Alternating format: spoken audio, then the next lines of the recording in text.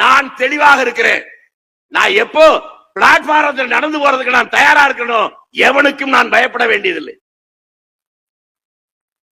நான் தயிர் சாதத்தை தாண்டி வேற எதுவும் எனக்கு தேவையில்லை. தேவைகளை குறைத்துக் கொண்டால் எவனுக்கும் அச்சப்பட வேண்டியதில்லை. நீங்கள் அடிமையாக இருக்க வேண்டியதில்லை. தேவைகளை ஒதுக்கிவிட்டால் நீங்கள் துணிவாக இருக்க முடியும். அதுதான் என்னுடைய சூத்திரம், என்னுடைய கொள்கை, என்னுடைய லட்சியம். இந்த அடிப்படையில் தலைவர்கள் மேலிருந்து மாற்றுவார்கள் என்பதல்ல.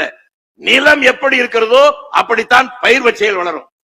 வாக்களிக்கிறவர்கள் அன்று கல்வி அறிவு குறைவு, ஆனால் வாக்களிக்கிற போது நேர்மையானுக்கு வாக்களித்தான். ஆகவே நேர்மையான வந்தார்கள்.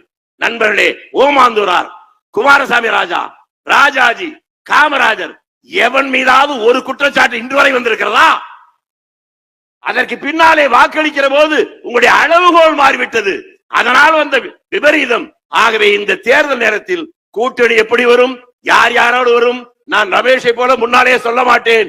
அது மாறுவதற்கு ஏராளமான வாய்ப்பு இருக்கிறது. எந்த கூட்டணி எப்படி வந்தாலும் நிற்கிற வேட்பாளர்களுடைய தகுதியை பார்த்து நீங்கள் வாக்களித்தால் ஒவ்வொரு மாற்றமும் அந்த மாற்றம் தன்னிடத்திலிருந்து வர வேண்டும் என்று ஒவ்வொருவரும் நினைத்தால் தமிழ்நாடு மாறும், தமிழ்நாட்டுடைய அரசியல் மாறும், எதிர்கால சங்கதிகள் மாறும், இந்தியாவுக்கு அதுக்கு பெருமை ஏற்படும். யாரோ முகம் தெரியாத, பேர் தெரியாத, ஊர் தெரியாத லட்சக்கணக்கான பேர்கள் செய்த தியாகம் இன்றைக்கு நாம் சுதந்திரமாக வாழ்கிறோம். என்னுடைய அடுத்த தலைமுறை பேர பிள்ளைகளை பார்க்கிறது அச்சமாக இருக்கிறது. 7 வயது பெண் குழந்தை வெளியே போனால் மீண்டும் வருமா தெரியவில்லை. யாருக்கும் எந்த பாதுகாப்பும் இல்லை. அடுத்த தலைமுறையுடைய பாதுகாப்புக்காக நான் எதையாவது செய்ய வேண்டும் என்று நினைக்கிறேன். அதற்காக மட்டுமே இப்படிப்பட்ட நிகழ்ச்சியில் கலந்து கொண்டிருக்கிறேன். அதை நீங்கள் புரிந்து கொண்டால், நீங்களும் நானும் புரிந்து கொண்டால் நாட்டில் மாற்றம் ஏற்படும்.